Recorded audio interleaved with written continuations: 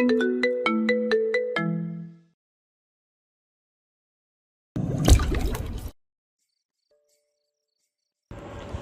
এক শিউলি ফোটা ভোর, কৃষ্ণচূড়ায় আবিষ্ট এক পৃথিবী। সেদিন ছিল করবীর মাস্টার্সে ভর্তি হওয়ার শেষ তারিখ। বকুলের আঙিনা যদিও পুষ্পরেণু দিয়ে ভরে উঠেছিল, কিন্তু করবীর মনে ছিল একরাশ পৃথিবী ভাঙা দুশ্চিন্তা। টিউশনির এসব টাকা মাস্টার্সের ভর্তির পেছনে দিতে হচ্ছে, অথচ মাসের আজ সবে 5 দিন অতিবাহিত হয়েছে। বাকি মাসটুকু চলবে কিভাবে? করবীর ব্যস্ত রুনুঝুনু ভাবনায় ঝনঝনিয়ে ছন্দপতন হলো তার বাবার কণ্ঠে। রক্ত করবি, খেতে আয়। কবর করবী ব্যস্ত হাতে কাগজপত্র গোছগাছ করে নিল দ্রুত। কাঁধে ব্যাগটা নিয়ে ছুটে গেল বারান্দায়। তার ছোট ঘরের মধ্যবিত্ত বারান্দায় জাঁকজমকপূর্ণভাবে বলার মতো কিছুই নেই। আছে একটা শূন্য পাখির খাঁচা আর 2টি বেতের চেয়ার। পাখির খাঁচায় শূন্য বলে যে করবীর পাখি নেই তেমনটা নয়। সকাল হলে করবী খাঁচা খুলে দেয়। তার পোষমানা বন্ধু টিয়া পাখিটি তখন হুড়মুড় করে বেরিয়ে আসে খাঁচা থেকে। 5-6 হাত বারান্দাটাতেই ডানা ঝাপটি উঠতে থাকে মনের সুখে। পাখিটির উড়ার গতি দেখলে মনে হবে না এটা বারান্দা, মনে হবে এটা খোলা আকাশ। এই পাখি ছেড়ে দেওয়ার ব্যাপারটা বেশ অদ্ভুত হলেও করবীর তার পেছনে বেশ শক্তপোক্ত একটা যুক্তি আছে। তার ভাষ্যমতে বন্দিনীর মনে কখনো প্রেম জাগে না, প্রেম জাগে তো মুক্তিচারিণীর মনে। বন্দিনী সদা চেষ্টা করে কিভাবে বাঁধনমুক্ত হওয়া যায়, কিভাবে একটু প্রাণ খুলে বাঁচা যায়। আর বাঁধনমুক্ত থাকার ভাবনায় সে এতই মগ্ন থাকে যে ভালোবাসার গাঢ় হিসেব নিকেশ কষার আর সুযোগ হয়ে ওঠে না। কিন্তু মুক্তিচারিণী তো সদা মুক্ত। সে সর্বক্ষণ আকাশ পাতাল ঘুরে এসে দিন শেষে একটা আশ্রয় স্থল চায়, যেখানে একটু বাঁধন থাকবে, একটু ভালোবাসা থাকবে, একটু প্রেম থাকবে। যার পায়ে শিকল সে ভালোবাসাকেও কারাগার ভাবে, আর যার ডানায় উড়ার স্বাধীনতা সে ভালোবাসাকে নিজের দিন শেষে নির্ভাবে। আর এই যুক্তি অনুযায়ী করবী তার পাখিটিকে প্রতিদিন খাঁচা খুলে উঠতে দেয়, চলে যাওয়ার অনুমতি দেয় বহুদূর। কিন্তু পাখিটি যায় না। সারাদিন বারান্দায় ডানা ঝাপটাঝাপটি করে স্বেচ্ছায় ফিরে যায় খাঁচায়। পাখিটির থেকে যাওয়ার এই নিয়মে করবী হাসে। অবাক চোখে তাকে সে উপলব্ধি করে। যে থাকতে চায় সে ছোট বারান্দাকেও আকাশ ভেবে থেকে যায়, আর যে না থাকার সে আকাশকেও খাঁচা ভেবে মুক্তি চায়। বারান্দায় চঞ্চল ডানায় উড়ে বেড়ানো টিয়াটি করবীকে দেখেই বার কয়েক আহ্লাদে ডানা ঝাপটালো। তার আদুরে কণ্ঠে ডাকলো, সই সই, মনের কথা কই?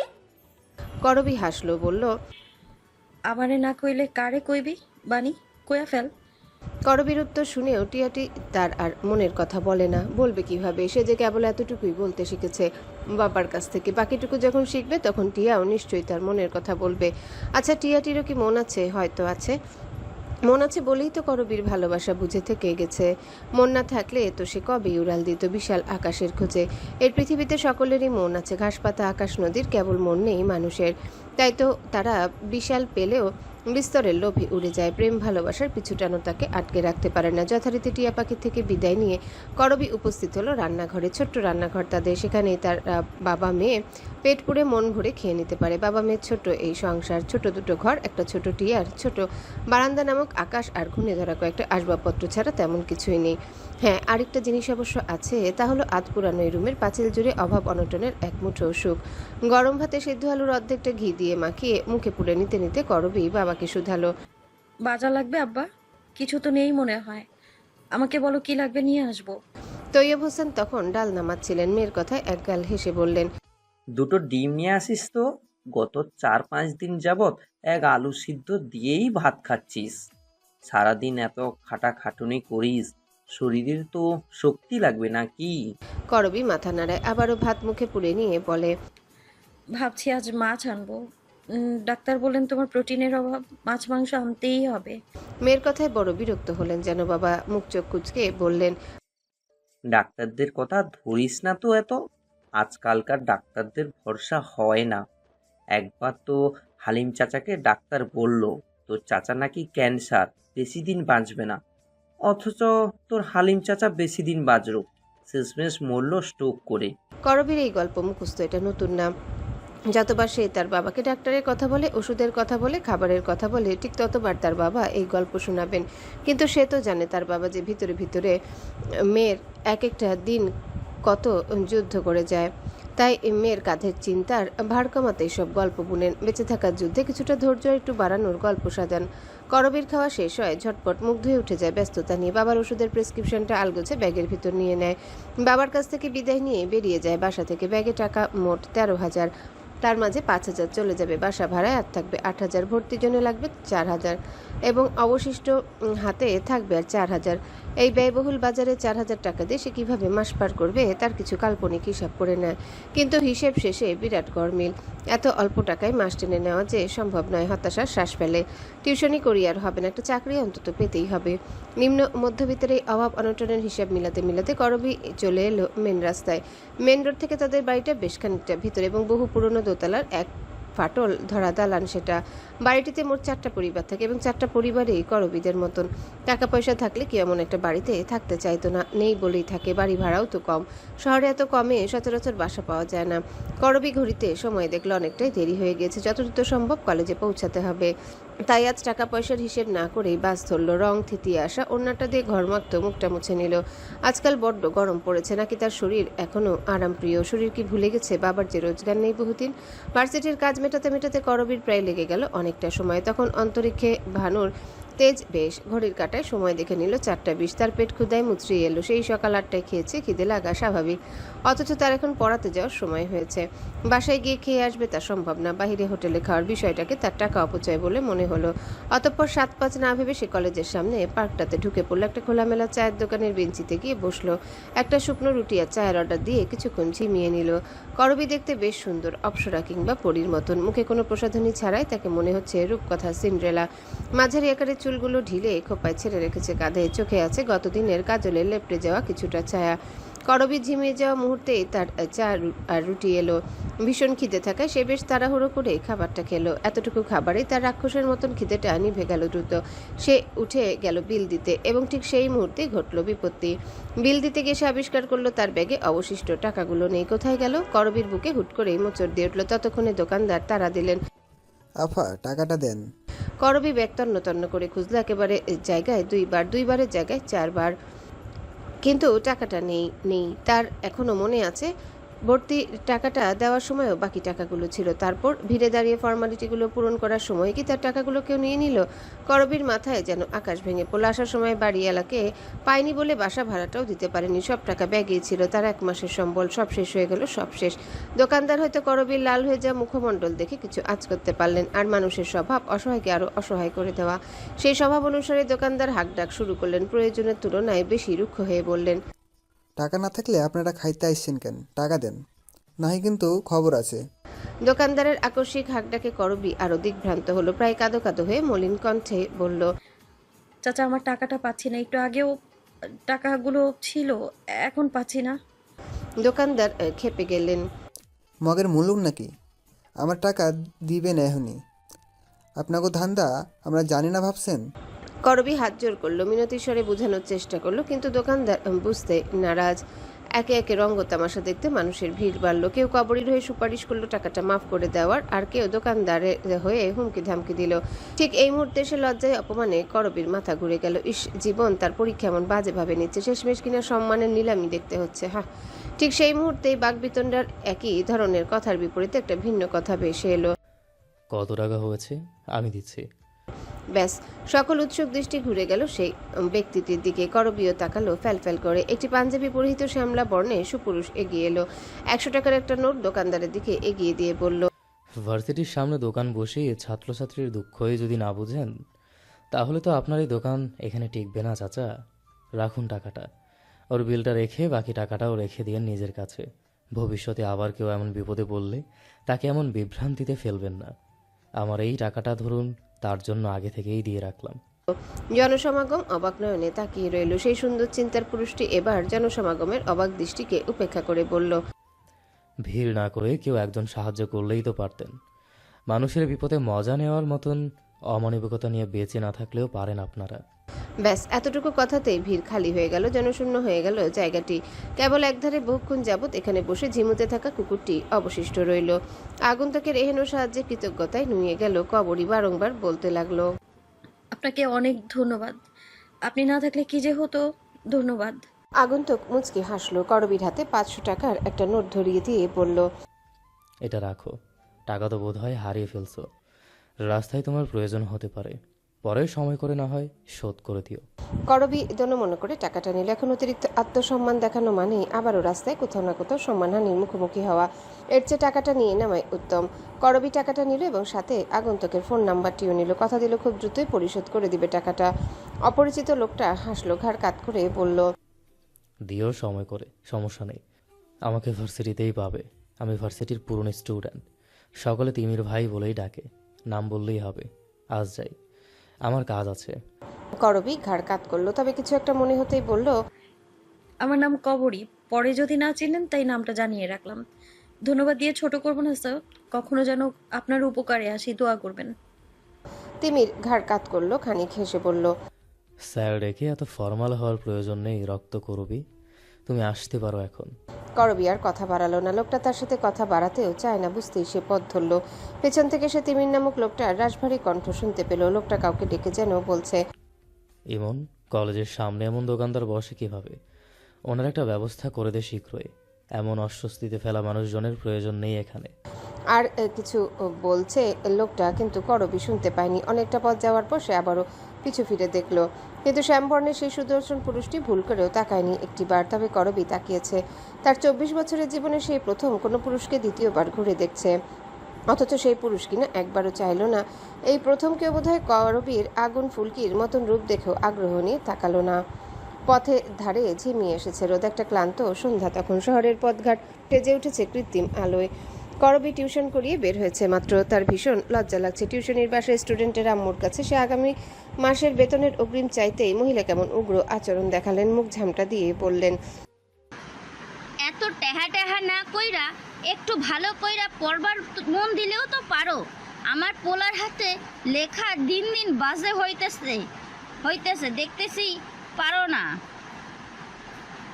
তাছাড়া আমরা কি হেই মানুষ যে টিচারদের টেক্কা পয়য়া ছড়াইয়া মতন সময় মতন দিতে পারুম বা? করবী আর কথা বাড়ালো না। এই স্টুডেন্টের মা একদম জন্মসূত্রে ঢাকার বাসিন্দা, তাই তার কথাবার্তার আঞ্চলিক ভাবসাব এবং আচার আচরণে কিছুটা রুক্ষতা আছে। তাই মহিলার সাথে আর কোনো কথা না বাড়ি সে বাড়ি ত্যাগ করলো। তার কাছে যদি সামান্য কিছু টাকা থাকতো তাহলে সে জীবনে ওই বাড়ির দিকে ফিরে তাকাতো না। শিক্ষকতা পেশা সম্মানের, সেই সম্মানই যদি না পায় তবে এই পেশা করানোর মানে হয় না। কিন্তু কি করার, পেটের জন্য কখনো পিঠের মায়ে সহ্য করতে হয়। পেট চালানোর জন্য সম্মান কখনো কখনো বিসর্জন দিতে হয়। তবে মধ্যবিত্তের যে সম্মান বেশি দামি। বাকিদের কাছে অগ্রিম বেতনের কথা বলেনি। সে ভেবেছিল এই পরিবারটি যেহেতু বেশ সচ্ছল, তাই চাইলে ম্যাডামের বেতন তারা হয়তো মাসের আগেই দিয়ে দিতে পারবে। কিন্তু করবী বোঝেনি এদের অর্থ থাকলেও যে মানসিকতায় অনেক ঘাটতি রয়েছে। বুকে একরাশ দীর্ঘশ্বাস আর মাথায় এক ঝাঁক চিন্তা নিয়ে সে যখন ফুটপাতে হাঁটা আরম্ভ করলো, ঠিক তখনই পেছন থেকে তার ডাক এলো। ম্যাডাম, একটু দাঁড়ান। করবী দাঁড়ালো। পেছনে ফিরে দেখলো তার 12 বছরের ছাত্রটি দাঁড়িয়ে হাঁপাচ্ছে। হয়তো ছুটে এসেছে বলে ক্লান্ত হয়ে গেছে। কিন্তু মাত্রই তো ওদের বাসা থেকে বের হলো, তাহলে কোন কারণে আবার ছেলেটি এখানে এলো? করবীর ভাবনার মাঝে সুন্দর গোলগাল ছোট ছেলেটি এগিয়ে এলো। ম্যাডামের পাশে দাঁড়িয়ে সে একগাল হাসলো। করবী বাচ্চাটার মায়ের আচরণ ভুলে ছেলেটার ফুলো ফুলো গালগুলো টেনে দিয়ে আদুরে কণ্ঠে বলল, অর্পণ, তোমার এখানে কি কোনো কাজে এসেছো? অর্পণ মাথা নাড়ালো উপর নিচ, তারপর ব্যস্ত ফুটপাতে একবার চোখ ঘুরিয়ে প্রায় ফিসফিস করে বলল, ম্যাডাম, তুমি কি কষ্ট পেয়েছো আম্মুর কথায়? কষ্ট পেও না, তুমি তো জানো আম্মু কেমন। করবী ভারী অবাক হলো অর্পণের এমন কথায়। ছেলেটা বেশ চঞ্চল ও দুষ্টু। প্রথম যেদিনও গেল পড়াতে সেদিন করবীর হাতে কামড় লাগিয়ে দেয় অর্পণ। চুল টেনেও ধরেছিল, কিন্তু করবী ধমকাধমকি করেনি মোটেও। তারপরে বাদর ছেলে কিভাবে যেন করবীর ভক্ত হয়ে যায়। দীর্ঘ 5 বছর সেই ম্যাডামকে ছাড়া আর কিছু কল্পনাও যেন করতে পারে না। বাচ্চাটি কি তবে তার মায়ের এমন পর্দাহীন আচরণে লজ্জা পেলেও করবীর ভাবনার মাঝে অর্পণের কণ্ঠ ভেসে এলো। ম্যাডাম শোনো। করবী ভ্রু উঁচু করে শুধায়, কি? অর্পণ তখন সাবধানী হাতে পকেট থেকে টাকা বের করে 1000 টাকার 3টা কচকচে নোট। সেটা করবীর সামনেই অন্য পকেট থেকে খাম বের করে টাকাগুলো খামের ভেতর ঢুকিয়ে করবীর হাতে দেয়। তারপর গাল ভর্তি হাসি দিয়ে বলে, নাও, তোমার সম্মানী। আব্বুর কাছ থেকে জন্মদিন উপলক্ষে এটা নিয়েছিলাম। বলেছিলাম বন্ধুদের খাওয়াবো, কিন্তু আমার বন্ধুদের খাওয়ার থেকেও তোমার এইটা বেশি প্রয়োজন, তাই তুমি রেখে দাও। তোমাকে যখন আম্মু দিবে সম্মানী, তখন না হয় আমারটা আমাকে শোধ করে দিও। বুঝোই তো, প্রেস্টিজ ইস্যু, বন্ধুরা না হয় খেপাবে। করবী অবাক হয়, বিস্ময়ে পৌঁছে যায় আকাশ অব্দি। সে দ্রুত খামটা অর্পণের দিকে বাড়িয়ে দেয়। এমা অর্পণ, তুমি তোমার টাকা কেন আমায় দিয়েছো, বোকা ছেলে? ম্যাডামের অতটাও প্রয়োজন নেই টাকা, তুমি রেখে দাও এগুলো। আর কখনো এমন করবে না, কেমন? যাও বাসায়। করবী টাকাটা দিলেও অর্পণ নিল না, বরং মাথা নামিয়ে ফেলল, খুব ধীরে বলল, আম্মুর কাছে টাকা চাওয়ার সময় যে তোমার চোখ থেকে পানি পড়েছিল সেটা আম্মু না দেখলেও আমি দেখেছি। তুমি নাও এটা ম্যাডাম, পরে শোধ দিয়ে দিও, কেমন? কথাটা বলেই বাচ্চাটা ছুটে চলে গেল। করবী বার কয়েক পিছু ডাকলেও বাচ্চাটার মাঝে থামাথামির কোনো ভাব দেখা গেল না। ছেলেটার ছুটন্ত শরীরের দিকে তাকিয়ে থাকতে থাকতে করবী চোখ ঝাপসা হয়ে এলো। একটা 12 বছরের বাচ্চাও আজ তার দিকে সাহায্যের হাত বাড়িয়ে দিয়েছে। সৃষ্টিকর্তা একটা পথ বন্ধ করলে আরও 7টা পথ খুলে দেন, কথাটা মিথ্যে নয়। অথচ তাও আমরা কত অভিযোগ করি। করবীর সকালের লোকটার কথা মনে পড়ল, কতজনের কাছে সে ঋণী হয়ে যাচ্ছে, তাও আমরণ কৃতজ্ঞতা নিয়ে। করবীর ছোট বারান্দায় এখন রজনী তমসা খেলা করছে, ঝিঝি ডাকছে অনবরত। ঘরে কারেন্ট নেই, ইদানিং রাত হলে কারেন্ট থাকে না, গরম বাড়ছে তো তাই। করবী মাত্রই খাওয়া দাওয়া করে বেতের চেয়ারে হেলান দিয়ে বসলো। আসার সময় ছোট ছোট 2টি রুই মাছ নিয়ে এসেছিল, বাবা সেগুলোই রান্না করেছে। করবী কেটে বেটে দিয়েছে, রান্নাও করতে চেয়েছে, কিন্তু বাবা দেয়নি। বাবা হয়তো বুঝে মেয়ের ক্লান্তির ইতিহাস। রান্না সুস্বাদু হলেও করবী খেতে পারেনি তেমন, ক্ষুধা বেশি থাকায় অল্পতেই পেট ভরে গেছে। তাছাড়া আজকাল অনেক দিন পর পর মাছ খেতে পাচ্ছে তো, তাই মাছের প্রতি কেমন অভক্তি এসে গেছে। অথচ এই করবী আগে মাছের মাথা না হলে ভাত খেত না। সারাদিনের অজস্র ক্লান্তি যেন ঝরঝর করে লুটিয়ে পড়ল শরীরের প্রতিটা অঙ্গ প্রত্যঙ্গে। পুরুষ মানুষ বলে নারীদের আর কি চিন্তা, বেকারত্ব কেবল থাকে পুরুষদের, দায়িত্ব তো থাকে কেবল পুরুষদের। কিন্তু পুরুষ যদি একবার পরিবারের সেই মেয়েটিকে দেখতো যার মাথার উপর বড় ভাই নেই, বাবার নেই রোজগার, তার প্রতিদিনের যুদ্ধটা কতটা ভয়ঙ্কর হয়। প্রতিনিয়তই তার বাঁচতে হয় সমাজের সাথে যুদ্ধ করে, মানুষের লোলুপতার সাথে যুদ্ধ করে এবং নিজের সাথে নিজের যুদ্ধ করে। পুরুষেরা এক্ষেত্রে একটা জিনিস থেকে বেঁচে গেছে, তাদের অন্তত প্রতিনিয়ত কারো লোভের সাথে যুদ্ধ করা লাগছে না, নিজের চরিত্রে দাগ লাগার ভয়ে তটস্থ থাকা লাগছে না। কি ভেবে যেন বার কয়েক শিউরে উঠে তৈয়ব হোসেন বারান্দার দরজায় দাঁড়িয়ে সবটাই দেখে। বার কয়েক দীর্ঘশ্বাস ফেলে, নিজেকে ভীষণ অসহায় লাগে। বাবা হয়ে সন্তানের দুঃখ চোখ মেলে দেখা ছাড়া আর কোনো উপায় নেই। আর কি দুর্ভাগা সে করবী। ঘুমের মাঝে বার কয়েক কেঁপে কেঁপে উঠে, কি জানি মধ্যবিত্তের সিন্ড্রেলা কোন রাক্ষসীর স্বপ্ন দেখে ভয় পাচ্ছে। অবশ্য গরিবের জন্য বড় রাক্ষসীতেও তার অভাব অনটন। তৈয়ব হোসেন মেয়ের মাথায় হাত রাখতে ঘুমন্ত মেয়েটির কপালে ভাত শিথিল হয়ে আসে। ভরসার হাতটুকু পেতেই মেয়েটি নিশ্চিন্তে ঘুমায়, কারণ মেয়ে তো জানে বাবা গরিব হোক কিংবা বড় লোক, তার কাছে তার মেয়ে সবসময় রাজকন্যা, আর বাবা কখনো সেই রাজকন্যার ক্ষতি হতে দিবে না। টাকা হারানোর কথাটা গোপনেই রাখলো করবী। বাবা অসুস্থ, এর মাঝে খবরটা পেলে বাবা চিন্তায় হয়তো আরো অসুস্থ হয়ে পড়বে। তাই সে সিদ্ধান্ত নিল বাড়িওয়ালার সাথে কথা বলবে। যদি আরো কয়েকটা দিন সময় চেয়ে নেওয়া যায় তাহলে তো খারাপ হবে না। সময়টা সকাল আনুমানিক 10টা। যথারীতি নিয়মে তৈরি হলো করবী। নিয়ম অনুযায়ী বারান্দায়ও গেল। বাণী নামক টিয়া পাখিটা আবারও ডানা ঝাপটাতে ঝাপটাতে বলল, সই সই সই, মনের কথা কই? করবী সম্মতি জানালো। তার মনের কথা বলতে পারার অনুমতি পেয়েও বাণী মনের কথা বলল না, অনুমতিকে আপোষ করে গেল নিঃসংকোচে। করবী হাসলো। যেদিন বাণী প্রথম কথা বলল স্পষ্ট, সেদিন তার সাথে 2টি অবাক ঘটনা ঘটেছিল। রাস্তায় একটা ছোট বাচ্চা হারিয়ে গেছিল, সেই বাচ্চাটিকে তার বাবা মায়ের কাছে পৌঁছে দিয়েছিল। বাচ্চাটার মা বেশ আন্তরিকতার সাথে করবীকে বারবার কৃতজ্ঞতা জানিয়েছিল এবং পরবর্তীতে 2 বছরে সেই মেয়ে বাচ্চাটির নাম নতুন করে সেই ভদ্র মহিলা রেখেছিলেন করবী, যেহেতু করবীর মাধ্যমে নতুন করে আবার নিজের কন্যাকে খুঁজে পেয়েছিল। এরপর অবশ্য ওদের সাথে করবীর আর দেখা হয়নি। ওরাও করবীর বাসা চিনত না যে আসবে, করবীরও আর সময় হয়ে ওঠেনি যাওয়ার। এবং দ্বিতীয়টি হলো করবীর বাবা তৈয়ব হোসেনের মুখটা হালকা বাঁকিয়ে গিয়েছিল একবার মিনি স্ট্রোক করে। অনেক চেষ্টার পরও পুরোপুরি মুখটা সোজা হয়নি, অথচ সেদিন তৈয়ব হোসেনের মুখটা নিজে নিজে সোজা হয়ে গেল। অবিশ্বাস্যকরভাবে ভদ্রলোক আগের মতন পরিষ্কার কথাবার্তা বলতে শুরু করলো। সেই যুক্তি অনুযায়ী করবীর মনে হয় বাণী যেদিন মনের কথা বলতে পারবে সেদিন হয়তো আরেকটি আশ্চর্যজনক কিছু ঘটবে, হয়তো আরও একটা বিস্মিত কিছু। করবী তাই দিন গুনে মনে মনে ভাবে বাণী আর কয়েকদিন সময় বেশি নিয়ে তারপর মনের কথা বলতে শিখুক। এখনও করবীর দুঃখগুলো বাদ ভাঙেনি। যেদিন বাদ ভাঙবে, পুরো পৃথিবী অসহায় লাগবে, সেদিন না হয় এই আশ্চর্যজনক ঘটনা দ্বিতীয়বার ঘটবে। করবীর আবারও ধৈর্য ধরার অনুপ্রেরণা জাগবে। আজকে কোনো মতে খাবার খেয়ে বেরিয়ে গেল করবী। প্রথমে টিউশনিগুলো একে একে শেষ করলো। 4টা টিউশনি করিয়ে বের হতে হতে বাজলো আনুমানিক 4:30। যেহেতু প্রতিটা স্টুডেন্টের বাসা অনেকটা দূরে দূরে এবং হেঁটে আসা যাওয়া লাগে, তাই বেশ খানিকটা সময়ই লেগে যায় টিউশনি করাতে। টিউশনি শেষ করিয়ে সে রওনা দিল বাড়িওয়ালাদের বাসার উদ্দেশ্যে। সে যে এলাকায় থাকে সে এলাকায় বাড়িওয়ালারা থাকেন না, অবশ্যই এটাই স্বাভাবিক। যাদের টাকা আছে তারা প্রাধান্য দেয় বিলাসবহুল জীবনকে, আর যাদের টাকা নেই তারা সবটুকু উজাড় করে দেয় একটু বেঁচে থাকতে। সেই শর্ত অনুযায়ী বাড়িওয়ালারা বিলাসবহুল জীবন চাইবে, সেটাই স্বাভাবিক। করবীকে বাড়িওয়ালার বাসা অবধি যেতে হয়নি। এলাকায় ঢুকতে দেখা পেল বাড়িওয়ালার বাড়িওয়ালাকে দেখতে সে মাথায় কাপড় দিল। যথেষ্ট শালীনতা বজায় রেখে সে মার্জিত ভঙ্গিতে সালাম দিল। চাচা আসসালামু আলাইকুম। আমি কোর্ট লেনের গলিতে থাকি, আপনাদের চড়ুই ভিলাতে, দোতলায়। বাড়িওয়ালা আন্তরিক হাসি দিলেন। হ্যাঁ, চিনিছি কবরী। করবীর মলিন হাসি আরো মলিন হলো, বলল, কবরই না চাচা, করবি আমার নাম। ওই তো একই হলো। তা বলো কি বলবে, ভাড়াটা এনেছো? ভাড়ার কথা উঠতে করবীর মুখটা ছোট হয়ে এলো। দোনমনা করে বলল, আসলে চাচা আমাকে কি আর কয়েকটা দিন সময় দিবেন? আমি ভাড়া টাকাটা অন্য একটা জরুরি কাজে ব্যয় করে ফেলেছি। আপনি কয়েকটা দিন সময় দিলে আমার সুবিধা হতো। 1 সপ্তাহ সময় দিন, আমি জোগাড় করে দিয়ে যাব। সে কথাটা বেশ অস্বস্তি নিয়ে বলেই ভীরু চোখে বাড়িওয়ালার দিকে তাকালো। সে ভেবেছিল বাড়িওয়ালা তার এমন কথায় রেগে যাবেন, কিন্তু তেমন কিছুই হলো না। বরং ভদ্রলোকটির বিস্তৃত হাসি আর প্রশস্ততা লাভ করলো। তিনি করবীর বাহুতে ডান হাত রেখে কেমন কামনা দৃষ্টিতে তাকিয়ে বললেন, বাড়ি ভাড়া না দিলেও তো হয়, আমার ওই একটা ভাড়া না পেলেও কিছু যায় আসে না। তোমার এমন রূপ, এমন দেহ, এমন যৌবন থাকতে তুমি আমাকে ভাড়া দিতে চাও?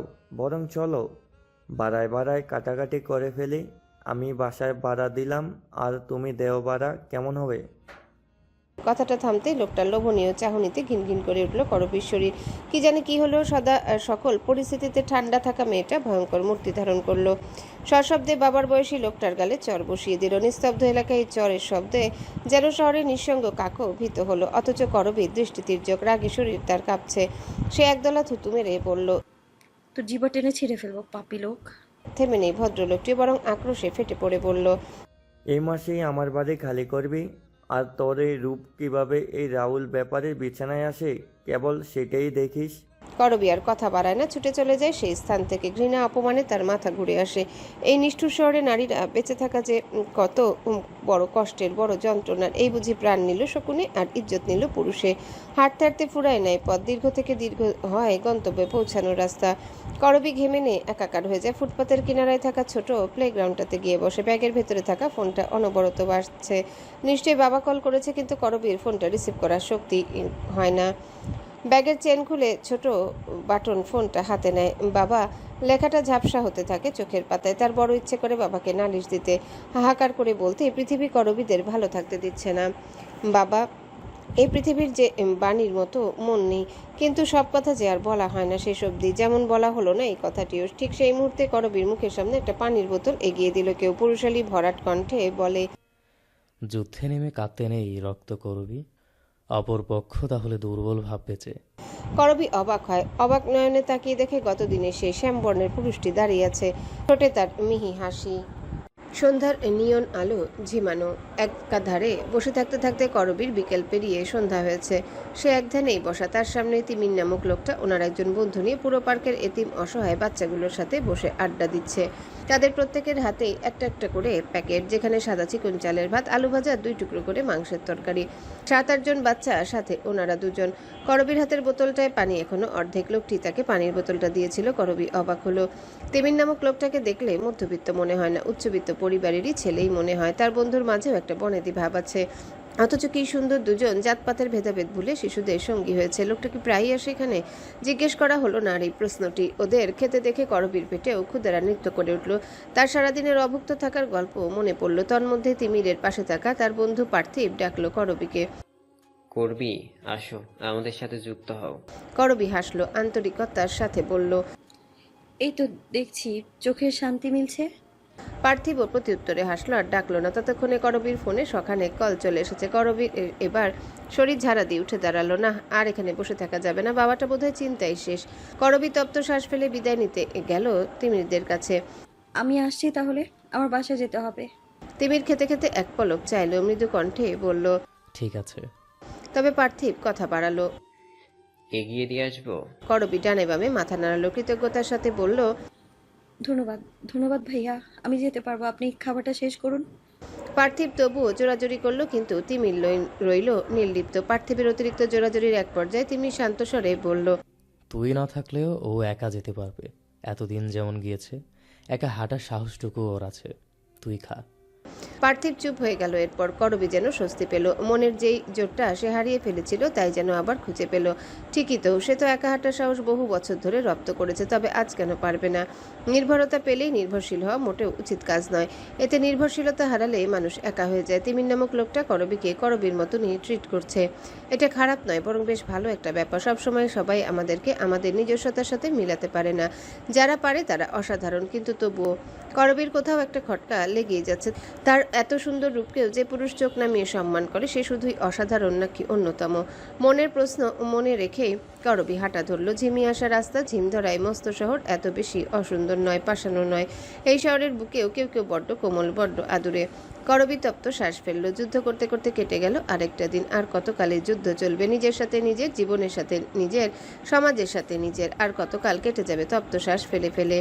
আর কতকাল সুখ দেখবে বলে অপেক্ষায় থাকবে লাশের পাশে বসে থাকা শকুনের মতো? আর কতকাল, আর কতকাল? এই শহর করবীর প্রশ্নের জবাব দেয় না, কেবল নিশ্চুপ সঙ্গী হয়ে ফ্যাল করে দেখতে থাকে তাকে। করবী চলে যেতেই পার্থিব খেতে খেতে বলল, এভাবে বলার কি ছিল? দিয়ে আসলে এমন কি ক্ষতি হতো? আর মেয়েটা কিন্তু বেশ সুন্দরী, বল। এতটা সুন্দর সচরাচর দেখা যায় না। তিমির ধীর কণ্ঠে জবাব দিল।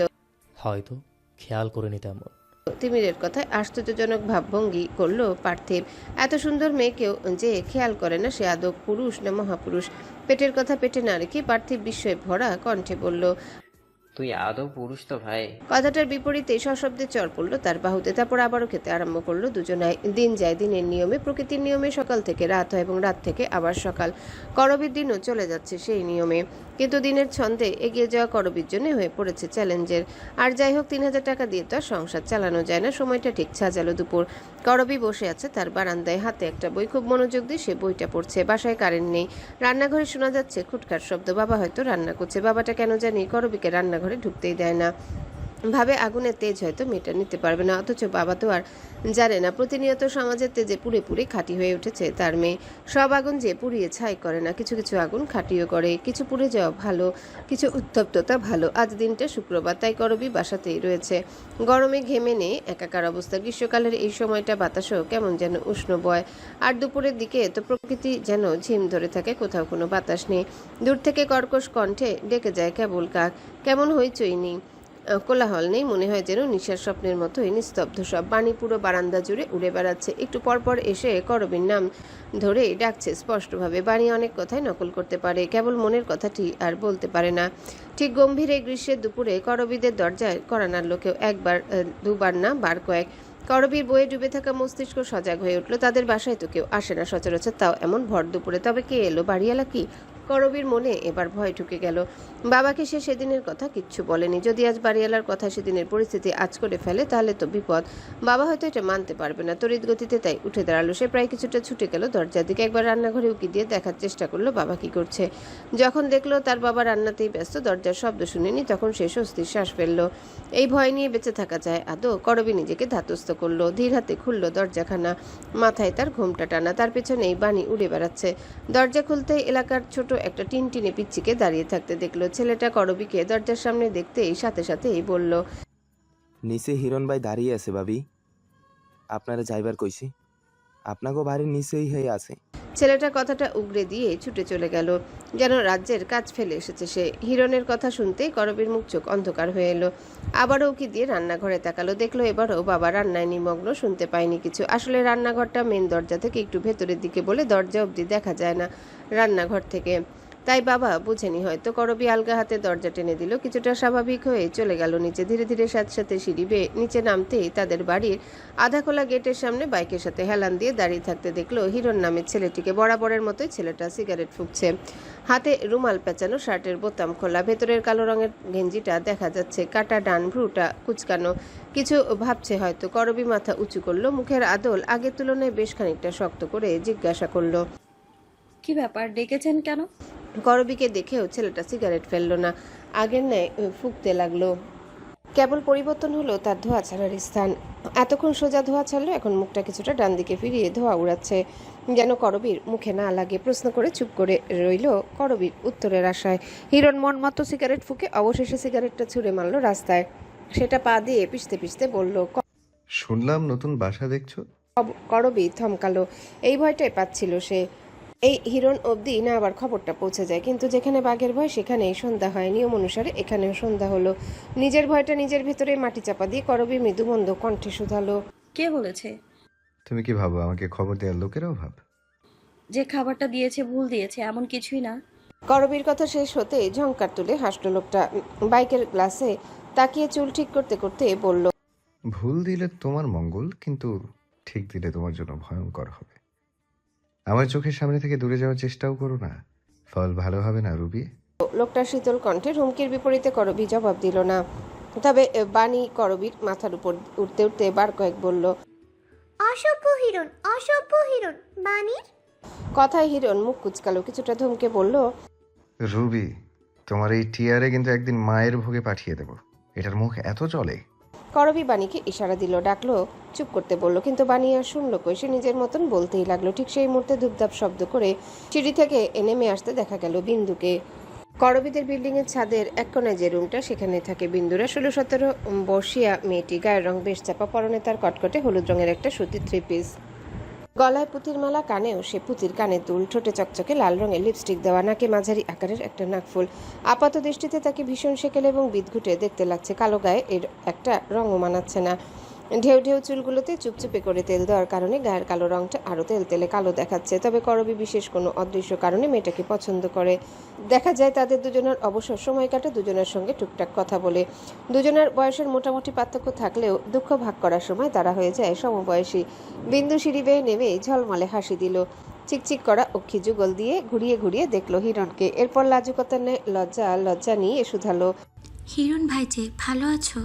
হিরণ বিরক্তি নিয়ে একবার বিন্দুর দিকে তাকালো, অতঃপর তার কথা শুনতে পায়নি ভাব করে করবীকে বলল, বিকেলের দিকে তোমার বাসায় বাজার পাঠাবো। শুনেছি সেদিন বাজারে গিয়েছিলে মাছ কিনতে। বাজার পাঠালে কোনো রকম নাটক করা ছাড়া সেগুলো নেবে। করবী এতক্ষণ বিন্দুর দিকে তাকিয়ে থাকলেও এখন বিস্ফোরিত নয়ন ফেলল হিরণের দিকে। হিরণ কি কোনোভাবে করবীকে অক্ষম ভাবলো? করবীর ভালো খাবার কেনার সাধ্য নেই সেটা বোঝাতে চাইলো। মনে মনে প্রশ্নগুলো ভেবে করবীর রাগ উঠল ভীষণ। ফর্সা মুখ লাল টুকটুকে হয়ে গেল, চোখে মুখে কাঠিন্যতা ছেয়ে গেল। বলল, আমার কি আপনার অক্ষম মনে হয়? সারাদিন খাটাখাটুনি করে যা আয় করি তাতেই আমার যথেষ্ট হয়ে যায়। আপনাকে এত আগ বাড়িয়ে সাহায্য করতে হবে না। কথা শেষ করে ধপধপ পায়ে চলে গেল করবী। পেছনে বানিয়েও গেল বলতে বলতে, অসভ্য হিরণ, অসভ্য হিরণ। বিন্দু তাকিয়ে রইল ড্যাব ড্যাব করে হিরণের দিকে। হিরণ করবীর যাওয়ার দিকে তাকিয়ে রাগে লাথি দিল সামনের দেয়ালটাতে। যখন দেখলো বিন্দু তার দিকে হা করে তাকিয়েছে, তখন সে আরো রেগে গেল, চেঁচালো, এমন হাবাইত্তার মতো তাকায় আছিস কেন?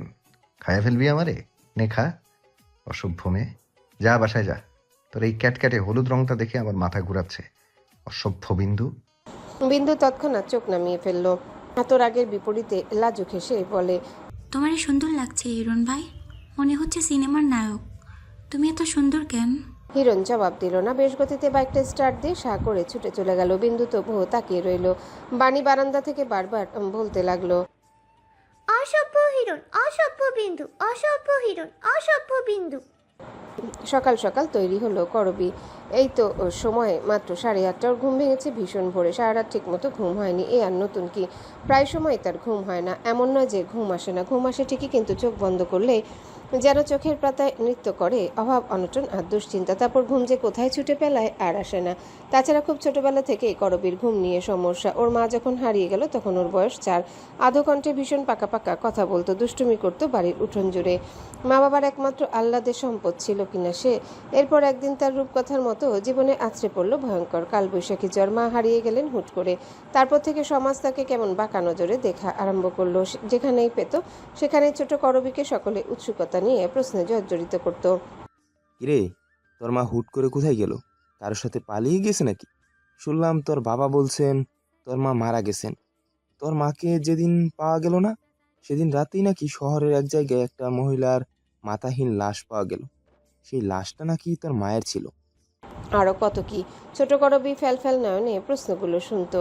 উত্তর জানতো না বিধায় কেবল শুনেই যেত। তারপর উত্তরের আশায় বাবার কাছে আসতো, জানতে চাইতো তার চাঁদের মতন সুন্দর মা কোথায় গেল, কেমন করে মিলিয়ে গেল এই কালের গহ্বরে। বাবা চুপ থাকতেন, কখনো কখনো আগলে নিতেন মেয়েকে বুকের মধ্যেখানে। তারপর ওই রকম একটা অসুস্থ পরিবেশে থাকতে থাকতে করবী অসুস্থ হয়ে গেল একবার। অন্ধকার রুমে একা বসে বসে মা মা করতো, কারোর সামনে আসতো না, কান্না করতো। রোগ যখন ভয়াবহ হলো, ডাক্তার বললেন এই পরিবেশ থেকে দূরে নিয়ে যেতে। পরিবেশ বদলালে, ভাবনা বদলালেই ছোট মেয়েটা সুস্থ হয়ে যাবে। তারপর আর কি, ছেড়ে এলো সোনার শৈশবের অর্ধাংশ সুখে কাটানো বাড়ি, ছেড়ে এলো প্রিয় জায়গা, ছেড়ে এলো বন্ধু বান্ধব। এরপর তার বাবা আর কখনো কোনো আত্মীয় স্বজনদের সাথে যোগাযোগ করেননি। সেই যে আলাদা হলো, এরপর তারা চিরজীবন বাবা মেয়ের পরম আত্মীয় হয়ে কেবল দুজনই অবশিষ্ট রইল দুজনার জন্যে। ভোরে উঠে আজ রান্নার কাজটা সে সেরে ফেলেছিল। বাবা না হয় আজ একটু বিশ্রাম নিলেন। রান্না শেষ করেই তৈরি হয়ে নিল সে। আজ 9:30টায় ভার্সিটিতে একটা ক্লাস আছে, তারপর আবার 1:30টায় একটা। ভার্সিটি শুরু হয়েছে বেশ খানিকটা দিন তো হলো। ক্লাসে না গেলে পড়াশোনাটা ঠিক আয়ত্তে আনা যাবে না, তাই সকাল সকালই তৈরি হয়ে নিল। করবী প্রায় রেডি হয়েছে, তন্মধ্যে তাদের দরজায় টোকা পড়ল। একবার দুবার নয়, বেশ কয়েকবার। পাছে বাবার ঘুম ভেঙে না যায় সেই ভয়ে করবী দ্রুত ছুটে গেল দরজা খোলার জন্যে। দরজা খুলতেই 4 বর্ষিয়া টিনটিনে শরীরের মেয়ে হুতুমকে চোখে পড়ল। ময়লাটা একটা ফ্রক পরনে শ্যামলা আদরের মেয়েটি তার বড় বড় আশ্চর্য সুন্দর রকমের চোখ দুটি মেলে হাসলো। সরু ঠোঁট দুটো কেমন নাটকীয় তার সাথে নাড়িয়ে বলল, এই যে পানির মা, তোমারে বিন্দুবালা যাইতে কইছে, তোমার লগে নাকি হের কথা আছে। হুতুমকে দেখে গাল ভরে হাসলো করবী। হুতুমকে তার বেশ পছন্দ।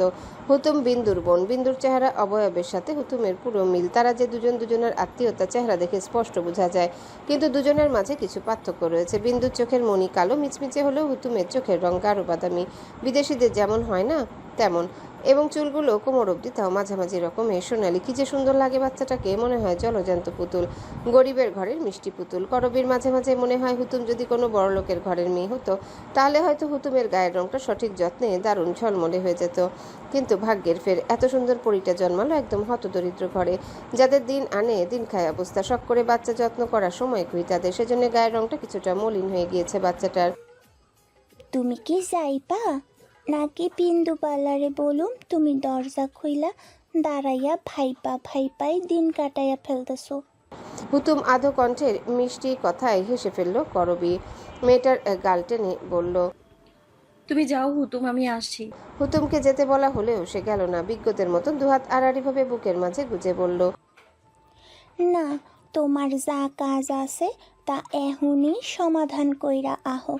বিন্দু কইছে তোমারে সঙ্গে লইয়া যাইতে। করবী কপাল চাপড়ালো। বাচ্চাটা এত পাকা। অবশেষে সে এক টুটে ঘরে গিয়ে একটা ছোট জামা নিয়ে এলো। জামাটা এনে হুতুমের হাতে দিয়ে বলল, ধরো, তোমার জন্য এটা বানিয়েছি আমি নিজের হাতে। আজকে সুন্দর করে গোসল করে এই জামাটা পরবে, কেমন? তারপর সন্ধেবেলা আমি এলে আমরা ঘুরতে যাব, কি বলো? আকস্মিক জামাটা পেয়ে হুতুম যেন আকাশের চাঁদ পেয়ে যাওয়ার মতন খুশি হয়ে গেল। উল্লাসিত মনে এক ছুটে চলে গেল সিঁড়ি ডিঙিয়ে ছাদে। করবী দরজাটা বাহির থেকে আটকে পেছনে গেল। বিন্দু তখন রান্নাবান্নায় ব্যস্ত। আজ তাদের মা বাসায় নেই। যে বাড়িতে ভদ্রমহিলা কাজ করেন সেই বাড়ির বউয়ের বাচ্চা হবে, তাই মাঝে মাঝে সেই বাড়িতে থেকে যেতে হয় ওনাকে। এবং ঘরে বিন্দুর প্যারালাইজ বয়স্ক বাবা আছেন, যিনি দিনরাত একটানা শুয়ে থাকেন। যেদিন ওদের মাকে সেই বাড়িতে যেতে হয়, সেদিন এই প্যারালাইজড বাবাকে খাওয়ানোর দায়িত্ব পড়ে ছোট্ট হুতুমের হাতে। করবীর মাঝে মাঝে অবাক লাগে, ছোট্ট মেয়ে যার নিজ হাতেই খাওয়ার কথা না, সে কিনা এই মানুষটাকে খাইয়ে দেয়। পৃথিবীতে কত দার্শনিক ঘটনাই ঘটে, কেবল লোক সমাজে রটে না বলে এই বিষয়কর ঘটনাগুলো সকলের অজানায় থাকে। করবীকে দেখে বিন্দু রান্না রেখে উঠে আসলো, হাসলো। আপা, তোমার একটা দরকারে ডাকছি। কি দরকার বলো না? বিন্দু ছুটে ঘরে গেল। ঘর থেকে কিছু একটা নিয়ে আবারও বাহিরে ছুটে এলো হন্তদন্ত পায়ে। করবীর দিকে তার ডান হাতে থাকা কিছু টাকার নোট এগিয়ে দিয়ে বলল, এখানে 3,500 টাকা আছে আপা। তোমার তো টাকার সমস্যা কটা দিন ধরা, তুমি রাহো টেহাডি। কাইলই বেতন দিছিল, তোমার লইকা এই টেহাডি আলাদা করে রাখছিলাম। করবী টাকাগুলো নিল না, বরং হাত সরিয়ে নিয়ে বলল, এই নানা বিন্দু, তোদেরই কত সমস্যা, তার মধ্যে আমায় টাকা দিচ্ছিস কেন? আরে রাহো তো আপা, আমার লগে তোমার কি হেই সম্পর্ক যে টেহা নিতে পারবা না? তোমার বিপদে যদি সাহায্যই করতে না পারি, তাইলে এই যে টেহা রোজগার করে কি লাভ? না, তোর কষ্টের টাকা বিন্দু, আমি কোনো একটা ব্যবস্থা করে নিব। বিন্দু এবার টাকাগুলো জোর করে করবীর হাতে গুজে দিল। হুনো, টেহা কেউ এমনি এমনি পায় না, সবারই কামানোই লাগে, সবারই শ্রম দিতে হয়। এই যে তুমি কামাও, সেইটা কি মাগনা মাগনা কামাও না, কষ্ট কইরা কামাও। খালি তোমার আর আমার কষ্ট একটু আলাদা। আমি করি অসম্মানের চাকরি, গার্মেন্টসের কাম, আর তুমি করো সম্মানের কাম ম্যাডাম। করবী বিন্দুকে তৎক্ষণাৎ বুকে জড়িয়ে ধরল, কম্পনরত কণ্ঠে বলল, আমি এই ঋণ ভুলবো না বিন্দু, ভুলবো না কখনো। ভার্সিটির ক্লাস শেষ হতে করবী হন্তদন্ত পায়ে বের হলো। আজকে সে খামে করে 1000 টাকা নিয়ে এসেছে তিমির নামক লোকটাকে শোধ করে দিবে বলে। সেই টাকাটা দেওয়ার জন্য এত হন্তদন্ত হয়ে বের হওয়া। পুরো ভার্সিটি ঘুরেও আজ তিমিরের খোঁজ পেল না করবি। মাথার উপর সূর্য তখন তার সমগ্র তেজ দুহাতে দান করতে ব্যস্ত। করবির অতি সুন্দর মুখমণ্ডল গরমে লাল হয়ে গেল, ঘামে ভিজে একাকার হলো সুতির জামাটাও। সে হাতে চিকন ঘড়িটার দিকে তাকিয়ে দেখলো সময় প্রায় 12টার বেশি। তাই আর 7-5 না ভেবে ক্যাম্পাস ছাড়লো। ভেবে নিল পরবর্তীতে টাকা হলে টাকাটা ফেরত দিবে। ক্যাম্পাস ছেড়ে কলেজের পার্শ্ববর্তী গলি ধরে হাঁটা আরম্ভ করলো। এখান দিয়ে গেলে একটু সময় সাশ্রয় হয়, আর সময় বাঁচলে তারও লাভ। দ্রুত পড়িয়ে বাসায় যেতে পারে, না হয় খিদে নিয়ে এত বেলা অবধি চলাফেরা করা সম্ভব হয়ে ওঠে না। ব্যস্ত রাস্তায় করবি শান্ত বিচরণ হুট করে অশান্ত হয়ে গেল। অতিরিক্ত সূর্যের তেজ আর খিদে সহ্য করতে না পেরে তার মাথা ঘুরে উঠল এবং জ্ঞানশূন্য হয়ে লুটিয়ে পড়ল পথের ধারে। ব্যস্ত রাস্তা ব্যস্তই রইল, উৎসুক জনতাদের ভিড় বাড়ল। কিছু কিছু মানুষ কেবল ড্যাব ড্যাব করে তাকিয়ে দেখলো এক ভয়ঙ্কর সুন্দর রূপসীকে। এত সুন্দর মেয়ে হয় আদৌ? মনে হচ্ছে পথের ধারে লুটিয়ে আছে কোনো অপ্সরা। রং উঠে মেটে নীল হওয়া সুতির জামাটাতেও এই মেয়েকে লাগছে স্বর্গের নন্দকাননের সবচেয়ে সুন্দর ফুলটি। কলেজের আইডি কার্ডটি শনাক্তকরণ করে কয়েকজন কলেজে খোঁজ পাঠালো। এত পথচারী মেলা জমলো, তবে কেউ মেয়েটাকে ছুঁয়ে অবধি দেখলো না। আদৌ বেঁচে আছে না মরে গিয়েছে? অথচ চোখ দিয়ে গিলে খেলো কত শকুন। আজ কারখানা বন্ধ থাকায় বিন্দু দুপুরের দিকে বাজার করতে বেরিয়েছিল। তার সাথে বের হওয়ার বায়না ধরলো হুতুমও। হুতুমের সঙ্গে বের হলো বানিও। বানির আবার ঘোরার শখ, ঘুরবে উড়বে আর বক বক করবে। বিন্দুর বাজার শেষ হতেই হুতুম বায়না ধরলো, বিন্দুবালা আমারে আইসক্রিম কিনা দে। বিন্দু তার চটচটে ঘামে ভেজা ওড়নাটা দিয়ে মুখ মুছলো, বিরক্তি নিয়ে বলল, তোর খালি খাম খাম স্বভাব কেন হুতুম? হুতুম মুখ কালো করলো। তুই খোড়া দিবি না একদম। আমি কইলাম বিন্দুর মারে কমু। গিয়া ক আমার মারে, আমি ডরাই নাকি? ডরাস না তুই? বিন্দুর মা যখন তোরে ধুমধাম কুইল দেয় তখন কান্দোস কেন? হুতুমের উচিত জবাবটা ঠিক পছন্দ হলো না বিন্দু। সত্যি কথা বলার অপরাধে হুতুমের পিঠে ধুম করে কিল পড়ে গেল একটা।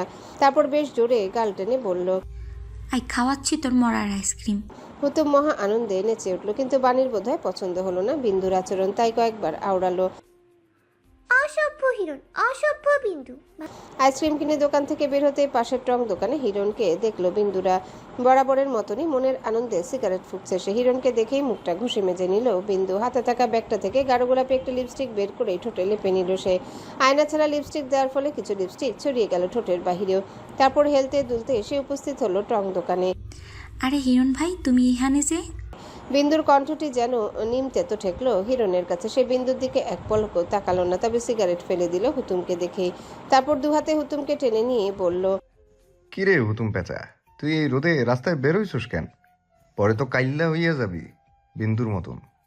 হিরণের কথায় খিলখিল করে হাসলো হুতুম। বিন্দুও বোকা বোকা হাসলো, সরল কণ্ঠে বলল, কালা হয়েছি তো কি হয়েছে? আম্মাই কয় আমার চেহারায় নাকি বড় মায়া। মায়া না ছাই। মুখ ঝামটা দিয়ে বলল হিরণ। এবারও হিরণের কথা পছন্দ হলো না বাণীর, তাই সে আবারও বলল, হসপিটালের করিডোরে অস্তমান সূর্যের কিঞ্চিত কিরণের আভা বুঝিয়ে দিল একটি ব্যস্ত দিনের সমাপ্তি হচ্ছে। করবীর মাথা ঝিমঝিম করছে। ডাক্তার বললেন প্রেশারটা কমেছে অনেক, তাই হয়তো মাথা ঘুরে পড়ে গিয়েছিল। তবে কে আনলো তাকে এখানে? অন্তঃস্থলে প্রশ্ন উদিত হতে তার সামনে ঝলমলে হাসি নিয়ে উপস্থিত হলো পার্থিব। এসেই চঞ্চল কণ্ঠে শুধালো, ভালো আছো এখন করবি?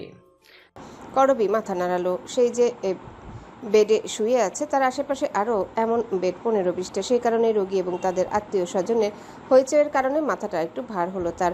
তবুও কিছুটা অস্ফুট স্বরে উত্তর দিল, ভালো আছি। আপনি এখানে? তুমি জ্ঞান হারানোর পরেই তো ক্যাম্পাসে খবর গেল। তারপর আমরা কয়েকজন এসে তোমাকে রাস্তায় জ্ঞান শূন্য পেলাম। বাসা থেকে খেয়ে আসনি করবি? এমন বোকামো কেউ করে, একটা বিপদ হয়ে যেতে পারতো। করবী মাথা ঘুরানোর জন্য চাপা হাসলো, বলল, খাবো না কেন, খেয়েছিলাম তো।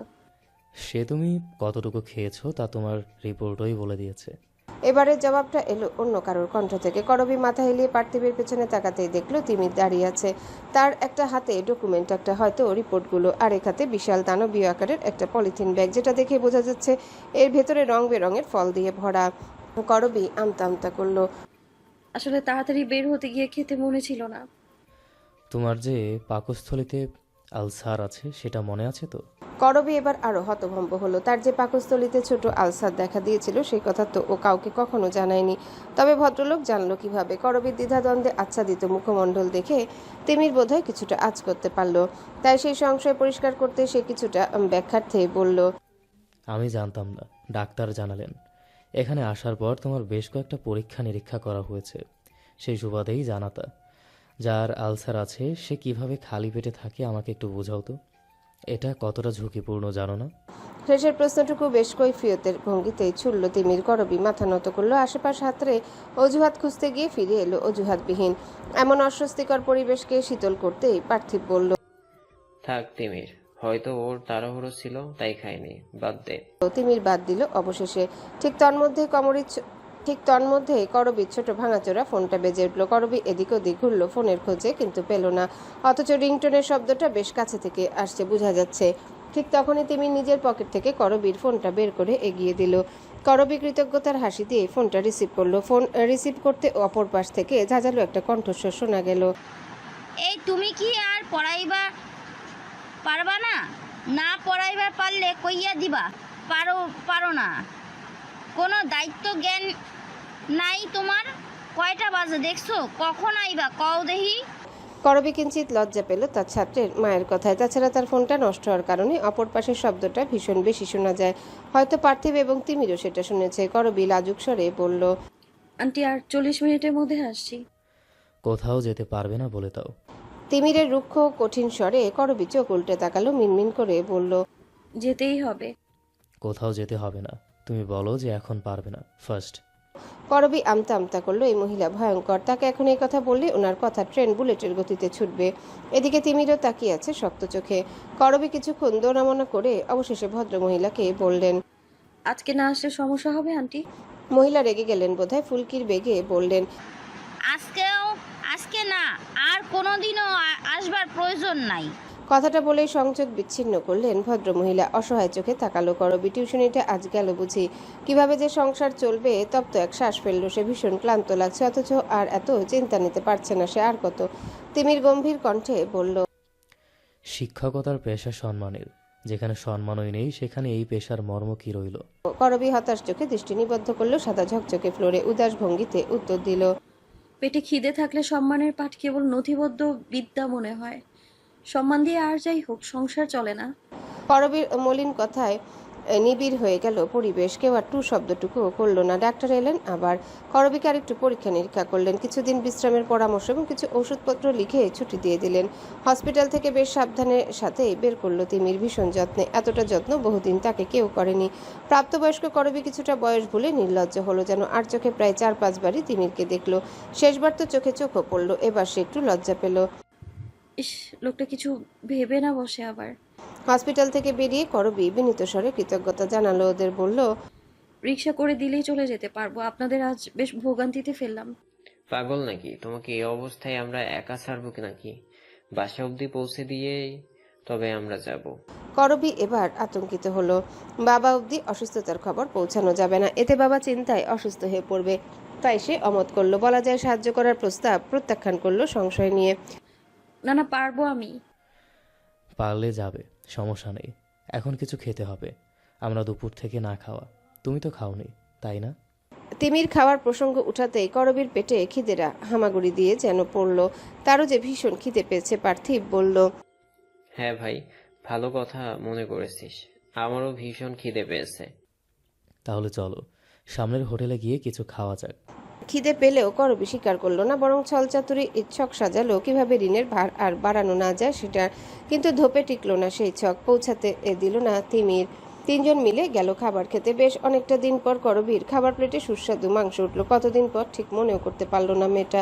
চুই ঝালের খাসির মাংস করবির অনেক প্রিয় খাবার, কিন্তু অনেক মাস কিংবা বলা যায় বছর এই খাবারটি খাওয়ার সামর্থ্য হয়নি তার। বাবারও তো ভীষণ প্রিয় এই মাংসটা। যাওয়ার সময় না হয় নিয়ে যাবে বাবার জন্য একটু, অনেক হয়েছে হিসেব নিকেশ। বাবারটা তো তার শখ পূরণ করার অনেক চেষ্টা করেছে, তবে সে কেন বাবার এই ক্ষুদ্র পছন্দ অপরিপূর্ণ রাখবে? করবি বেশ প্রশান্তি নিয়েই খেলো। খাবারের মাঝে একজন আর খাবার প্যাকেট করেও দিতে বলল। পার্থিব তখন মুচকি এসে জিজ্ঞাসা করেছিল, ছোট ভাই বোনের জন্য নাকি? করবি মাথা নাড়ালো, খেতে খেতে উত্তর দিল, বাবার জন্য। করবীর উত্তরে তিমির একবার কেবল চোখ উঠিয়ে তাকিয়েছিল, তারপর আবার নিজ খাওয়ায় মনোনিবেশ করেছিল। খাওয়া দাওয়া শেষ হতেই বাড়ির পথ ধরল ওরা। পার্থিবের কল আসায় করবীর দায়িত্ব পুরোটাই তিমিরের কাছে দিয়ে সে ব্যতিব্যস্তভাবে গন্তব্যের দিকে রওনা দিল। কিন্তু করবীর দ্বিধাদ্বন্দ্ব মন। এখন রাত 8টা। এই সময় যদি ও এলাকায় তিমিরের সঙ্গে যায় তবে কেউ কিছু আবার বলবে না তো? ওদের এলাকার মানুষ আবার ওর পিছে লাগতে ভীষণ পছন্দ করে। করবী এত সুন্দরী অথচ বিয়ে করছে না বলেও তো প্রায় প্রায় কত কানাঘুষা করে ওরা।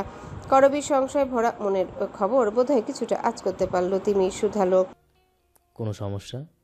করবী ধীরে সুস্থে জবাব দিল, আসলে এত রাতে যদি কারোর সাথে দেখা হয় আর আপনাকে আমার সঙ্গে যদি কেউ দেখে তাহলে হয়তো খারাপ কথা উঠবে।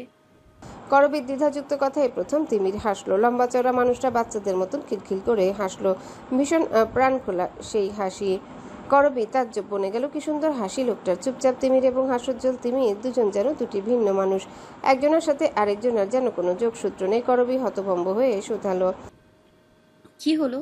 তিমির হাসি থামালো, তবুও ঠোঁট জুড়ে লেপ্টে আছে সেই হাসি। দেশ বলল, সিএনজি দিয়ে গেলে তো আর সমস্যা নেই, তাই না? তোমার এলাকায় মানুষও দেখলো না আর সমস্যাও হলো না। করবী তাও বার কয়েক না করলো, কিন্তু তিমির এক কথার মানুষ। সে সিএনজি ভাড়া করলো, তারপর উঠে পড়লো দুজনেই। মাঝে বেশ খানিকটা দূরত্ব রেখেই বসলো। করবীর বেশ ঘুম ঘুম পাচ্ছে, এই এক বাজে স্বভাব তার। ভাত খেলে ঘুম ধরে, শরীরটা এখনো আরাম বলতে পারেনি। পুরো রাস্তায় চুপচাপ রইল দুজনে। আসার পথে ডাক্তারের দেওয়া ওষুধগুলো কিনে দিল তিমির। করবী মনে মনে হিসাব কষলো ঠিক কত টাকার ঋণ উঠলো ঘাড়ে। অতঃপর টাকার বিরাট অঙ্ক ফলাফলে মিলতেই হতাশ হলো। মনে মনে সৃষ্টিকর্তার প্রতি অভিযোগ করে বলল, গরিবের কেন যে তুমি অসুখ দাও আল্লাহ? অসুখ গরিবের জন্য মৃত্যুর চেয়েও ভয়ানক যে। সিএনজি বাড়ির কাছে আসার আগে করবী ঘুমে বিভোর হয়ে পড়ল। ডাকলো না তাকে তিমিরও, বরং আলগোছে মেটার হেলে যাওয়া মাথার ভরসা হয়ে এগিয়ে দিল নিজের কাপটা। সোডিয়ামের আলো সিএনজির জানালা ভেদ করে ছুঁয়ে ছুঁয়ে দিচ্ছে মেটার হলুদাভ ফর্সা মুখটা। যখনই সোডিয়ামের উষ্ণ আলো মুখে পড়ছে তখনই সেই মেয়েটার যেন রূপ জলজল করে উঠছে, মনে হচ্ছে অর্ধ খোসিত শুকতারা। তিমির তার সকল ধরাবাঁধা নিয়ম ভেঙে তাকালো সেই মুখের দিকে। বড় বড় চোখের পাপড়িগুলো কি ভীষণ সুন্দর লাগছে, ছোট মুখটি পুতুলের মতো যেন সুন্দর। সচরাচর এত সুন্দর মানুষ দেখা যায় না। তিমির দেখেছে বলে মনেও পড়ে না, মনে হয় একটু বিশেষভাবেই যেন বিধাতা এই রূপ গড়েছেন। সিএনজি এসে বাড়ির কাছে পৌঁছাতে তিমির তার কাঁধে থাকা কবরীর মাথাটা আলগোছে সরিয়ে নিল। অতঃপর নিরাপদ দূরত্বে এসে মৃদুস্বরে ডাকলো। ডাকতে গিয়ে অবশ্য খেয়াল করলো মেয়েটা ঘুমের চোখেও কেমন যেন দুশ্চিন্তা করছে। কিসের একটা চিন্তায় কপাল কুঁচকে রেখেছিল তিমির। ধীরেই ডাকলো। আর খুব অবাকের ব্যাপার হলো মেয়েটা এক ডাকে ঘুম থেকে উঠে গেল। এত বিভোর ঘুম কিভাবে এত ধীর আওয়াজে ভেঙে গেল? তিমির কিছুটা অবাকই হলো বটে। ঘুম ভাঙতেই করবী হাসলো, সুন্দর হাসি। সদ্য ভোরের ফুটে ওঠা পুষ্পের ন্যায় বেশ নরম কণ্ঠে বলল, সরি চোখ লেগে গিয়েছিল। সমস্যা নেই, তোমার বাসা এসে পড়েছে। করবী বেশ চটচটে পায়ে নেমে দাঁড়ালো। তিমির বসে রইল ঠায়। ফলের ব্যাগ হোটেলের খাবারগুলো এগিয়ে দিল করবীর হাতে। একবার জিজ্ঞাসাও করলো, পারবে একা?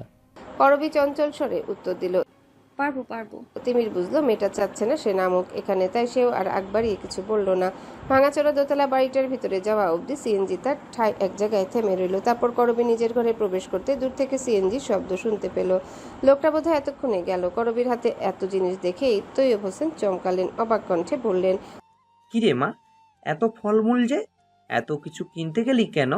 আমার শরীর তো যথেষ্ট সুস্থই আছে, শুধু শুধু টাকা অপচয় করলি। বাবার প্রশ্নে করবীর বুকের ভারী ভাব হালকা হলো। যাক, বাবা কিছু বুঝতে পারেননি। সে খাবারগুলো রান্নাঘরে রাখতে রাখতে বলল, বাবা আমি আনিনি, এগুলো দিয়েছে এক স্টুডেন্টের বাসা থেকে। তুমি এক কাজ করো তো, এখানে একটার মধ্যে অনেকখানি মাংসের তরকারি আছে, আমাদের জন্য কিছু রেখে বাকিটা হুতুমদের দিয়ে আসি। ওরাও তো ভালো মন্দ তেমন খায় না, হুতুমটা মাংস পেলে খুশি হবে অনেক। বিন্দুরও তো মাংস ভীষণ প্রিয়। তৈয়ব হোসেন মাথা নাড়লেন। মেয়ের এমন মহৎ মনের পরিচয় খুশি হলেন। ভেতরে ভেতরে গর্বে বুকটা ফুলে উঠল তার। মেয়েটার যদি টাকা থাকতো নিশ্চয়ই সেই টাকা দিয়ে মেয়েটা কত মানুষের উপকার করতো। কিন্তু দুর্ভাগ্য, উপরওয়ালা যাদের টাকা নেই তাদের দেন বড় মন, আর যাদের টাকা আছে তাদের দেন ছোট মন। প্রাত্যহিক জীবনের প্রত্যাশিত দিনটির মতন আজকের দিনটি নয় করবীর। আজকের দিনটি ভিন্ন এবং মন ভালো দিন। প্রায় অনেক দিন তার জীবনে এত ভালো দিনের আগমন নেই। আকাশে মেঘ ভাসছে মহাসরোবরে, চারিদিকে বোধহয় শিউলি ফোটা মুগ্ধতা। করবী বিকেলে ঘর থেকে বেরোতে তাদের গলি পেরিয়ে একটা বড় রাস্তায় উঠতে একজন ভদ্রমহিলা তাকে ডাকলেন। টুকটাক জিজ্ঞেস করেই জানালেন তিনি প্রায় করবীকে দেখেন আসতে যেতে। শুনেছেন করবী টিউশনি করায়, তাই তিনি এসেছেন করবীর কাছে। তার মেয়ের জন্য একজন শিক্ষক প্রয়োজন। করবী যেন আকাশের চাঁদ পেয়ে গেল হাতে। নবম শ্রেণীর শিক্ষার্থী, বেতন ঠিক হলো 6,500। করবীর কাছে ব্যাপারটা অপ্রত্যাশিতই ছিল বটে। হুট করে এত ভালো কিছু পেয়ে যাবে সে বুঝতে পারেনি। আনন্দ ভাগ করতে ইচ্ছে করলো তার এবং সেই মোতাবেক সে কল দিল বিন্দুকে। অপর পাশের বিন্দু বোধহয় একটু ব্যস্ত, তাই প্রথমবার কলটা রিসিভ হলো না। করবী দ্বিতীয়বার আবারও কল দিল। এবার দীর্ঘক্ষণ কল বাজার আগে রিসিভ হলো। অপর পাশ থেকে বিন্দু স্বচ্ছ কণ্ঠ। আরে আপা, এখন কল দিছো যে? কিছু কি হইছে? কোনো সমস্যা হয়েছে আপা? করবী হাসলো, জবাব দিল, কোনো সমস্যা না। তুই কি এখন ছুটি নিয়ে আসতে পারবি বিন্দু? একটা খুশির খবর আছে। কি খবর আপা? তুই এলেই বলবো, কলে বলে মজা নেই। ছুটি হয় 8টায়, এখন 4টা বাজে আপা। দাঁড়াও, মালিককে বললা এখনই ছুটি নিতাছি। তোমার খুশির খবর আর আমি থাকবো না, তা কি হয় নাকি? আইতাছি। করবী ব্যতিব্যস্ত হয়ে বলল, তোর অসুবিধা হলে আসিস না বিন্দু। আমার কিসের অসুবিধা? তুমি এত চিন্তা করো না তো, আমি আইতেছি। করবীকে আর কথা বলার সুযোগ দিল না বিন্দু। তার আগে কল বিচ্ছিন্ন হলো। করবী তার গলিতে ফিরে গেল। সেখানে ক্রিকেট খেলছিল এক ঝাঁক ছেলে পেলে। তাদের মাঝে একজনকে ডেকে হুতুমকে নিয়ে আসতে বলল। করবী বলতেই ছেলেটা ছুট লাগালো। করবী মিনিট কয়েক দাঁড়াতেই হুতুম চলে এলো। তার গায়ে লাল রঙের ফ্রকটা, করবী যেটা বানিয়ে দিয়েছিল। বাচ্চাটা কি তবে বুঝে গিয়েছে করবী আজ তাকে ঘুরতে নিবে? হুতুমের দারুণ বুদ্ধি। এতটুকু একটা মেয়ে, অথচ তার আইকিউ লেভেল অসাধারণ। হুতুমের পেছনে আসতে দেখা গেল বাণীকেও। কি সুন্দর আনন্দ নিয়ে উঠতে উঠতে আসছে। করবী হাসলো। তার আনন্দ সুখ দুঃখ ভাগ করার পৃথিবী হয়তো ছোট্ট, কিন্তু আফসোস নেই তাতে। মানুষগুলো যে নিখাত। হুতুম এসে জাপটে ধরলো করবীকে। কেমন সুন্দর ঝলমলে হেসে শুধালো, এই যে পানির মা, আজকা আমাগরে তুমি ঘুমাইতে নিবা তাই না? করবীও বিপরীত হাসলো, বলল, হুতুম যদি চায় তাহলে নিতেই পারি। হুতুম আনন্দে লাফিয়ে উঠলো, থেমে নেই। বানিও কি জানি কি বুঝলো এই দুটো নিষ্প্রাণ প্রাণ। কোন আনন্দে তারা হই হুল্লোড় শুরু করলো। হুতুম বাণী সহ করবী গেল একটা ব্রিজের উপর। তাদের বাসা থেকে খানিকটা দূরত্বে ব্রিজটা। বিকেল হলে রং বেরঙের সাজে সেজে ওঠে এই ব্রিজ। মনে হয় যেন মেলা হচ্ছে। আধা ঘন্টার মাঝে উপস্থিত হলো বিন্দুও। আজকেও মেয়েটা গাঢ় রঙের একটা জামা পরেছে, কোকড়া চুলগুলো ছেড়ে রাখা, লাল টুকটুকে লিপস্টিক ঠোঁটে ছড়ানো। বিন্দু আসতে করবীর আনন্দ ভাগ করার উত্তেজনা বাড়ল। প্রায় লোক সমাগম ভুলেই ও জড়িয়ে ধরল বিন্দুকে। খুশিতে আত্মহারা হয়ে বলল, জানিস বিন্দু, আমি আজকে ভীষণ খুশি। বিন্দু হাসলো। এত খুশি কেন আপা? বলো এবার। আমি একটা নতুন টিউশনি পেয়েছি, বেতন 6,500 টাকা। আমার দুঃখের দিন বোধহয় ফুরিয়ে আসছে রে বিন্দু, ফুরিয়ে আসছে। করবীর চেয়েও বোধহয় দ্বিগুণ খুশি হলো বিন্দু। প্রায় কিছুটা চেঁচিয়ে উঠল সে, যেন হিমালয় পেয়ে গেছে হাতের মুঠোয়। বিন্দুকে আনন্দে চিৎকার করতে দেখে লাফালো হিতুমও, বানিও। করবী অবাক চোখে দেখলো ওদের। আজকাল পৃথিবীতে এমন মানুষও আছে যারা অন্যের খুশিতে আনন্দিত হয়। বিন্দুকে না দেখলে সে জানতোই না পৃথিবীতে কেউ কেউ আজও নিঃস্বার্থভাবে পাশে থাকে। ব্রিজের একটা ফুচকার স্টলে ঢুকলো করবী। ওরা এক ঝাঁক তরুণ সেখানে বসে মহা আনন্দে গান বাজনা করছে। মূলত এটা দেখেই হুতুম বায়না জুড়ে দিল দোকানটাতে আসার জন্য। অবশ্য বায়না করার ফলস্বরূপ তার পিঠে একটা কিলো দিল বিন্দু। কিন্তু থেমে নেই হুতুমও। কেমন ঝগড়ুটে মহিলাদের মতো ঝগড়া করলো বিন্দুর সাথে। করবী খিলখিল করে হাসলো কেবল। এই মেয়ে দুটো একদমই বনে না, দুটো যেন দুটোর শত্রু। অথচ করবী জানে বিন্দু বুকে নিয়ে না ঘুমালে হুতুমের ঘুম হয় না। হুতুমের গান বাজনার প্রতি প্রচুর ঝোঁক। গান গাইতেও পারে মেয়েটা, ভীষণ সুন্দর। আর তার নাচের সাথে তো কারো জুড়ি মেলা ভার। এত দারুণ অ্যাক্টিভ বাচ্চা সচরাচর দেখায় যায় না। গান বাজনা পেতে সে লাফাতে লাফাতে সেখানে চলে গেল। বিন্দু ও করবী বসলো তরুণদের দল থেকে কয়েকটা চেয়ার দূরে। পাল্লা দিয়ে গান, গিটার বাজছে। হুতুমও নাচছে সমান তালে। ব্রিজটা ত্রুটিপূর্ণ এবং অপ্রয়োজনীয় হওয়ায় এখানে গাড়ি ঘোড়ারও লেশমাত্র চিহ্নটুকুও নেই। হুতুম এবার নাচ ছেড়ে গান ধরলো। ভীষণ সুরেলা কণ্ঠ তার। থেমে গেল তরুণদের গিটার, থেমে গেল বাদ্য। সন্ধ্যার সূর্য তখন তার বিদায় ধ্বনিতে মুখরিত। এক ঝাঁক শ্রোতা নির্বাক মুগ্ধ চোখে তাকিয়ে রইল চাঁদের মতন মেয়েটার দিকে। হুতুমের অপরিপক্ক কণ্ঠ তখন সুর তুলেছে, ওই চাঁদের টিপে মন ভোলে না মা। ভিড় জমেছে, তবে নিস্তব্ধতার। সন্ধ্যার রঙিন আলোয় বোঝা গেল ভিড়ের মাঝে কারো কারো অশ্রু চিকচিক করছে। হয়তো ওদেরও মায়ের কথা মনে পড়েছে, হুতুম কিংবা করবীর মতন। করবী খেয়াল করলো বিন্দু ফুপিয়ে ফুপিয়ে কাঁদছে। মুখে ওড়না চেপে রাখায় কান্নার শব্দরা বন্দী হয়ে গেছে। করবী অবাক হলো, বিন্দুকে সে কখনো কাঁদতে দেখেনি। তবে আজ এই সামান্য গানেই কাঁদছে কেন মেয়েটা? করবী প্রায় অবাক হয়ে বিন্দুর কাঁধে হাত রাখলো। বিন্দুর যেন হুঁশ হলো, কিছুটা থতমত খেয়ে কান্না থামিয়ে দিল। তবে থামলো না গা কাঁপানো হেঁচকিটা। করবীর বিস্ময়ে ভরা কণ্ঠ।